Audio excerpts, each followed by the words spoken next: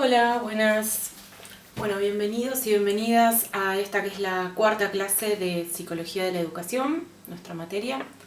Durante esta clase, la cuarta, y en la próxima, la quinta, nos vamos a ocupar de un texto que se titula En busca de una unidad de análisis del aprendizaje escolar. Es un texto elaborado por Ricardo Vaquero y Flavia Terigi en 1996. Es un texto que ya tiene más de 20 años.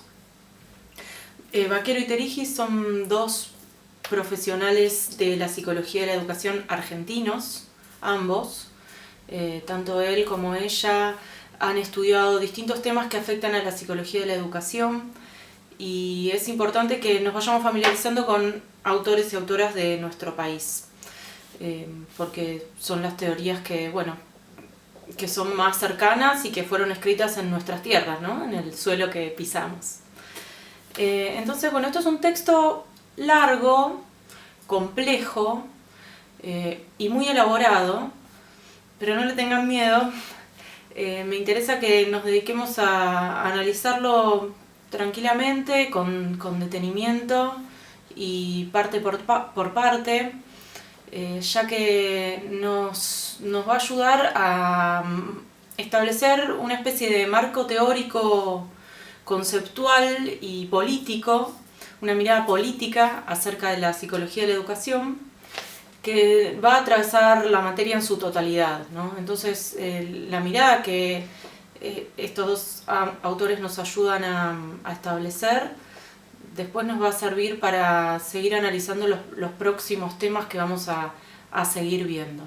Así que vamos a ir despacio, analizando parte por parte. En esta clase me voy a dedicar a la primera parte del texto y en la próxima a la parte que sigue. Entonces, el texto se llama En busca de una unidad de análisis del aprendizaje escolar. ¿Qué quiere decir esto? Una unidad de análisis del aprendizaje escolar. Bueno, los autores están intentando buscar cuál es el mejor modo para analizar lo que en el aprendizaje escolar sucede. Entonces, lo que van a plantear a lo largo del texto son ciertas miradas que tenemos de pronto incorporadas, naturalizadas acerca de lo que es la escuela y que a veces nos impiden verla en su total complejidad. Entonces terminamos analizando el aprendizaje y la enseñanza del aprendizaje, que es lo que nos interesa como profes, sobre todo como profes en formación que somos, que son ustedes. Estas miradas a veces naturalizadas son sesgadas y nos impiden ver esta complejidad, ¿no? De aspectos que afectan a la escuela como dispositivo, nos van a decir ellos. Entonces el texto está dividido en tres partes. Lo pueden ir siguiendo a partir de los subtítulos, que son muy claros. Los subtítulos nos ayudan a entender parte por parte, ¿no? Cuando vemos un texto que es muy largo, muy complejo, los subtítulos siempre son guía. Son una forma de decir, de lo que me van a hablar en este apartado es de esto que dice el subtítulo. Y eso nos ayuda a atravesarlo con más detenimiento y tranquilidad, porque si lo queremos abarcar entero por completo, capaz es más avasallador. Entonces, los tres subtítulos que lo componen son: el primero, el proyecto escolar como proyecto político sobre la infancia; el segundo, algunos aspectos del trabajo escolar, que está abarcado por la economía del dispositivo escolar y la artificialidad del aprendizaje escolar; y el tercero, las unidades de análisis del aprendizaje escolar, que es lo que vamos a ver la próxima clase, ¿sí?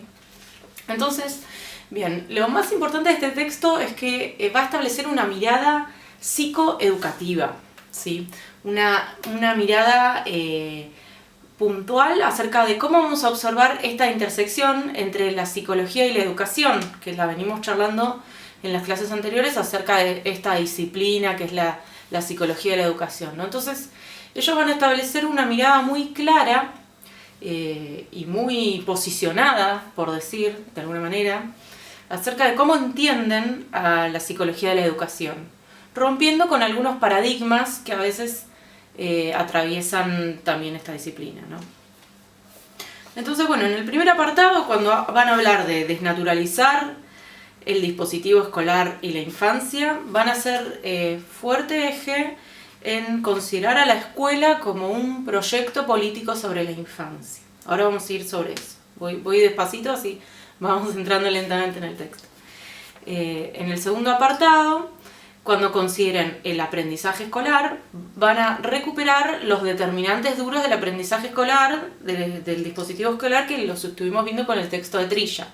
Entonces esto ya es algo que suena más o menos conocido.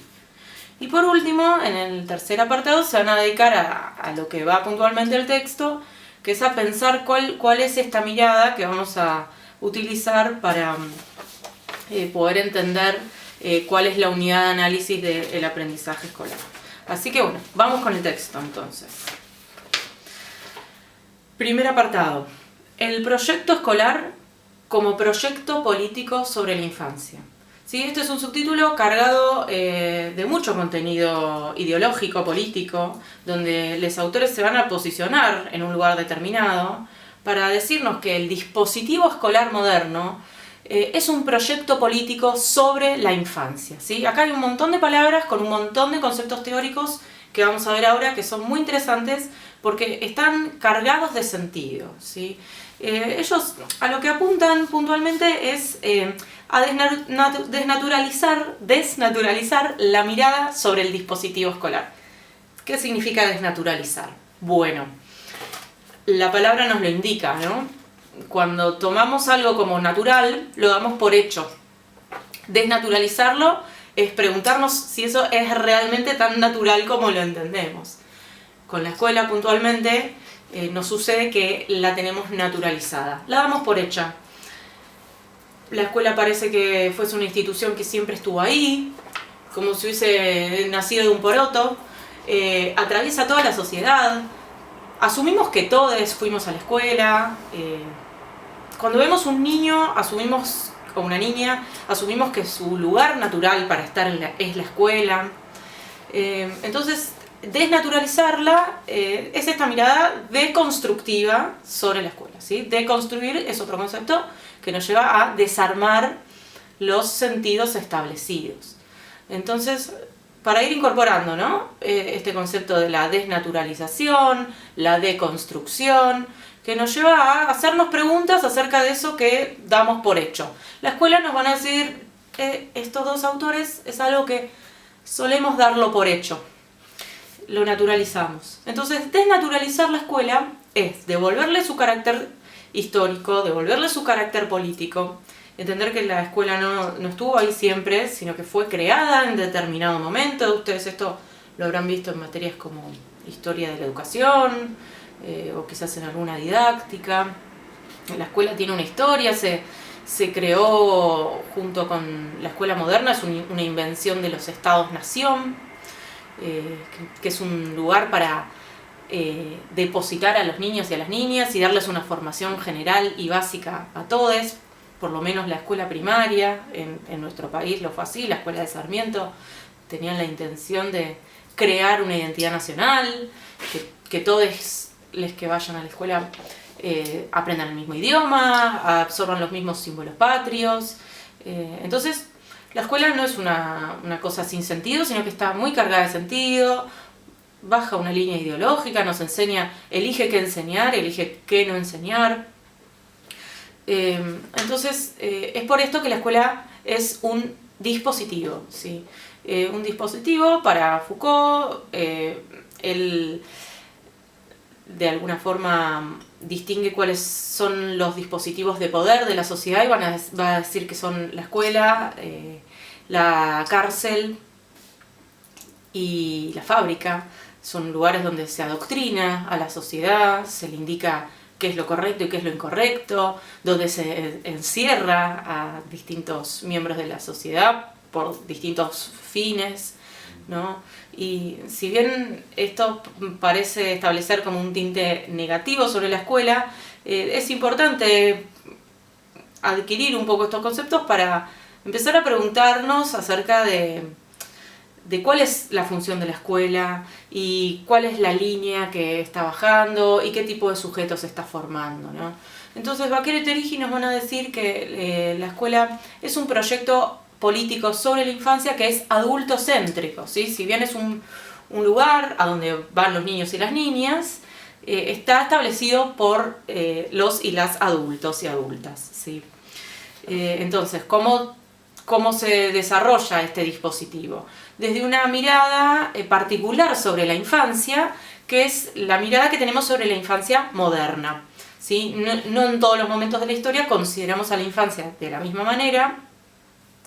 Desde que se establece una mirada moderna sobre la infancia, de alguna forma se considera al niño como inválido, como un ser que debe ser cuidado, que tiene pocas capacidades, entonces debe ser acogido y protegido, ¿sí? Esta es una mirada posible sobre la infancia, que no es ni buena ni mala, pero es importante esto, desnaturalizarla, deconstruirla, porque bien sabemos que, por ejemplo, hay niños y niñas que lamentablemente no están cuidados como deberían estar cuidados o como suponemos que deberían estar cuidados, y son pequeños y se las arreglan bien o como pueden de manera autónoma, ¿sí?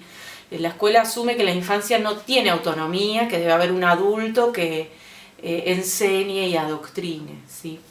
Entonces, de aquí lo que se va a desprender a sí mismo, así como tenemos una mirada sobre la infancia, se va a desprender también una mirada determinada acerca de lo que es la educabilidad, ¿sí? Vaquero y Terigi hablan de la educabilidad como esa condición que le suponemos a los sujetos, a los niños y a las niñas que van a la escuela, que es esa capacidad de ser educados. Bueno, los autores van a poner en duda el concepto de educabilidad, ¿no? Porque nos podemos preguntar, ¿hay alguien que tiene mayor o menor capacidad de ser educado y educada? En general podríamos decir, todos tenemos derecho de aprender, pero ¿somos todos y todas iguales al momento de aprender? Bueno, la escuela tradicionalmente ha dividido, ¿sí?, quién tiene más o menor capacidad para aprender unos que otros. En la educación física lo podemos ver muy bien, los criterios de educabilidad en base a las condiciones del rendimiento físico, ¿no? E intentamos romper con este paradigma y entender que todos los sujetos y las sujetas tenemos la capacidad de ser educados y educadas en base a quiénes somos y a lo que podemos. Ahora bien, la escuela establece criterios de educabilidad porque parte de la base de un grupo homogéneo, ¿no? Si suponemos que todos los niños y las niñas deberían ser iguales, entonces quienes mantengan más o menos esa igualdad van a ser los mejor educables, los más factibles de ser educados, educadas, y quienes no lleguen a esa homogeneidad básica que nos imaginamos van a quedar por debajo, por detrás, ¿no? Y a partir de aquí se abren un montón de dilemas acerca, bueno, esto de si hay alguien más o menos educable, cuáles son las condiciones que debe tener una persona para poder ser educada, etc. Bien, en el próximo videito sigo con el siguiente apartado.